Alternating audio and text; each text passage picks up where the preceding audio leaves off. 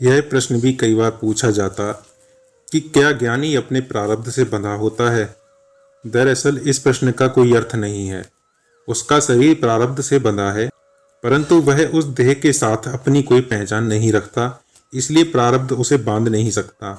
अगर वह उस अनंत आत्मा के साथ लीन हो जाए जिसमें यह देह, यह जीवन और यह जगत एक छवि की तरह प्रकट होते हैं, तो उसे किसी भी बंधन में बांधा नहीं जा सकता।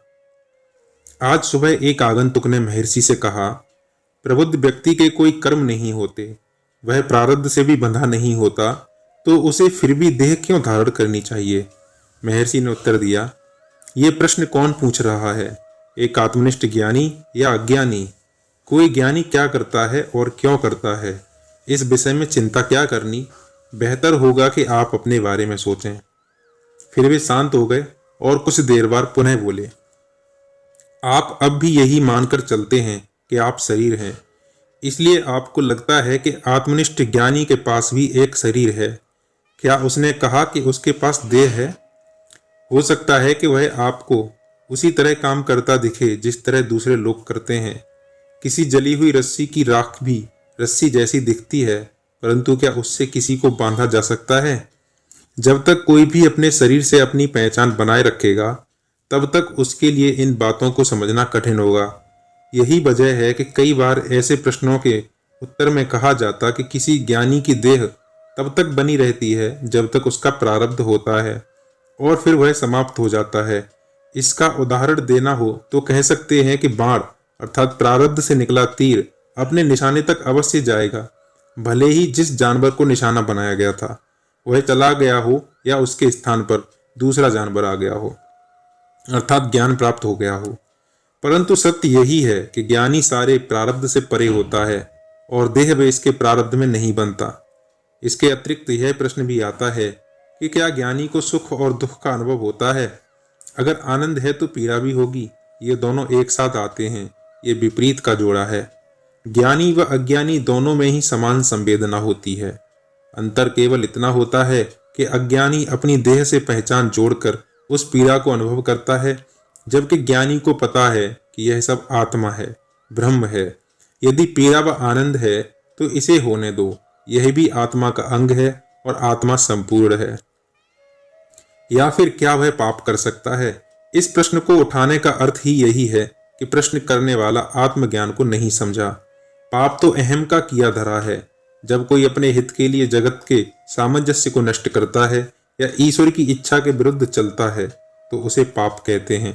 परंतु जहां अहम नहीं है, जहां केवल एक सर्वव्यापी आत्मा है, तो कौन किसके विरुद्ध कार्य करता है? एक अज्ञानी ऐसे ज्ञानी को देखता है जो आत्मज्ञान पाने के बाद भी अपनी देह के साथ पहचान रखे हुए है, क्योंकि वह आत्मा को नहीं पहचानता और शरीर को ही आत्मा मान लेता है। वह ज्ञानी की देह के प्रति भी यही भाव रखता है, वह उसके एक भौतिक रूप मानता है। अज्ञानी अपने कर्मों का कर्ता नहीं है, परंतु वह ऐसा सोचता है, इसलिए उसे ज्ञानी व्यक्ति को देखकर भी यही लगता है कि उसका शरीर सक्रिय है और वह काम कर रहा है। ज्ञानी सब जानता है और इन बातों के भ्रम में नहीं आता। अज्ञानी उसकी अवस्था को समझ नहीं सकता, तभी उसके मन में ज्ञानी जन के लिए ऐसे प्रश्न पैदा होते हैं। ज्ञान या आध्यात्मिक ज्ञान में ही सारे दिव्य गुण और विशेषता शामिल है और अज्ञान में ही बुरे और शैतानी लक्षण आते हैं। जब ज्ञान आता है तो अज्ञान नहीं रहता। इस तरह सारी दिव्य विशेषताएं स्वचालित तौर पर आती हैं। अगर कोई व्यक्ति ज्ञानी है तो वह झूठ नहीं बोल सकता या कोई पाप नहीं कर सकता। कई बार यह वाक्य भ्रामक धारणा पैदा करता है कि अहम नहीं है और मन मर चुका है। इस जगह यह कहा गया है कि नीतियों, योजनाओं और विचारों का कर्ता मन मर चुका है, समझ बनी रहती है और विशुद्ध चेतना जगमगाती है। भक्त प्रश्न करता है, क्या हम मन के बिना सोच सकते हैं? महर्षि उत्तर देते हैं, विचार भी दूसरी गतिविधियों की तरह जारी रह सकते हैं, वे सर्वोच्च चेतना में बाधा नहीं देते। महर्षि आगे कहते हैं, लोग विशुद्ध मन के अस्तित्व को जीवन मुक्ति और निजी ईश्वर से जोड़ते हैं। वे कहते हैं कि वे इसके बिना कैसे जीवित रह सकते हैं और कैसे काम कर सकते हैं, परंतु यह केवल तर्क का विषय है। विशुद्ध मन वास्तव में परम चेतना ही है। साक्षी और वस्तु दोनों ही विलीन हो जाते हैं तब केवल परम चेतना शेष रहती है और यह कोई अज्ञान की अवस्था नहीं बल्कि सर्वोच्च परमात्मा है। कई बार ज्ञानी के मन की तुलना दिन में दिखने वाले चंद्रमा से की जाती है। चंद्रमा सूर्य के प्रकाश से प्रतिबिंबित होता है। जब सूर्य अस्त होता है तो चंद्रमा वस्तुओं को प्रकाशित करता है। सूर्य के आगे किसी को चंद्रमा की आवश्यकता नहीं होती, हालांकि दिन में भी इसका प्रतिबिंब दिखाई देता रहता है। मन और हृदय के साथ भी ऐसा ही है। मन तो केवल इसके प्रतिबिंबित प्रकाश से ही उपयोगी बनाया जा सकता है।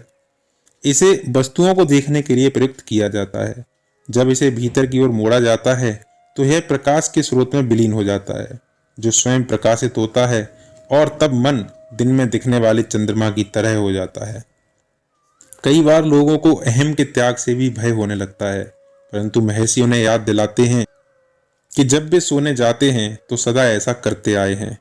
लोगों को भय है कि अहम या मन का नाश होने से सब रिक्त हो जाएगा और कोई प्रसन्नता नहीं रहेगी, जबकि वास्तव में होता यह है कि चिंतक विचार की वस्तु और चिंतन सब एक स्रोत में विलीन हो जाते हैं, जो स्वयं चेतना और परमानंद है।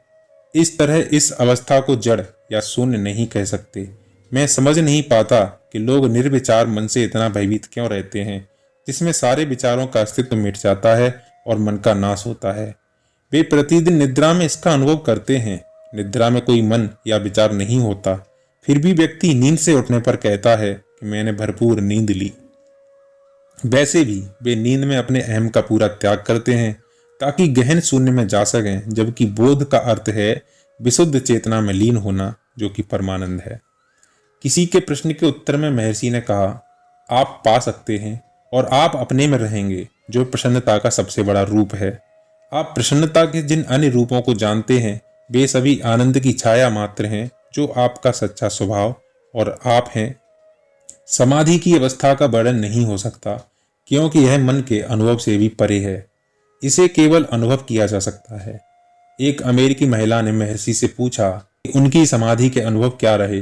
तब उनसे कहा गया कि वे अपने अनुभव बताएं और पूछें कि क्या वे सही थे। उन्होंने कहा कि महर्षि के अनुभव सटीक ही होंगे, और जहां तक उनके अनुभवों का सवाल है वे कोई महत्व नहीं रखते। वे जानना चाहती थीं कि श्री महर्षि को समाधि के समय अपना शरीर गर्म लगता है या ठंडा। श्री महर्षि ने अपने प्रवास के पहले 3.5 वर्ष तिरुवन्नामलई में प्रार्थना में बिताए थे। महर्षि कहते हैं, समाधि मन और वाणी से परे है, इसलिए इसका वर्णन नहीं हो सकता। गाढ़ी निद्रा की अवस्था का भी वर्णन नहीं हो सकता। समाधि की अवस्था का तो बिल्कुल वर्णन नहीं किया जा सकता। भक्त कहता है, परंतु मैं जानता हूं कि मैं गहरी नींद में अचेत था। महर्षि कहते हैं, चेतन और अवचेतन मन के 2 भाग हैं, समाधि मन से परे है। भक्त कहता है, फिर भी क्या आप बता सकते हैं कि यह किसके समान है? महर्षि कहते हैं, जब आप समाधि में जाओगे तो स्वयं ही जान लोगे। कई बार वे उदाहरण के लिए सिनेमा के पर्दे के दृष्टांत का भी उपयोग करते थे। भक्त कहता है, यदि ज्ञानी और अज्ञानी दोनों ही जगत को एक सब मानते हैं तो उनमें अंतर क्या है? महर्षि उत्तर देते हैं, जब आत्मज्ञानी जगत को देखता है तो वह उस आत्मा को देखता है जो हर दिखने वाली चीज का आधार है। भले ही अज्ञानी जगत को देखे या ना देखे, वह अपने सच्चे अस्तित्व, अपनी आत्मा से अनजान होता है। सिनेमा के पर्दे पर दिखाई जा रही फिल्म को ही लो। जब फिल्म चालू होती है तो आपके सामने पर्दे पर क्या आता है? केवल पर्दा दिखता है। आप उसी पर्दे पर फिल्म देखते हो, बस वे छवियां और चित्र असली दिखते हैं। पर अगर कोई उन्हें जाकर पकड़ना चाहे तो वे पर्दे पर असली दिखते हैं। जब फिल्म खत्म होती है तो क्या बचता है? केवल पर्दा ही बच जाता है। तो आत्मा के साथ भी यही होता है, केवल आत्मा का ही अस्तित्व है। तस्वीरें आती जाती रहती हैं। अगर आप आत्मा को जानते हो तो सामने दिखने वाली तस्वीरों से नहीं छले जाओगे। इस बात से भी कोई अंतर नहीं पड़ेगा कि तस्वीरें दिखाई देती हैं या नहीं दिखाई देती।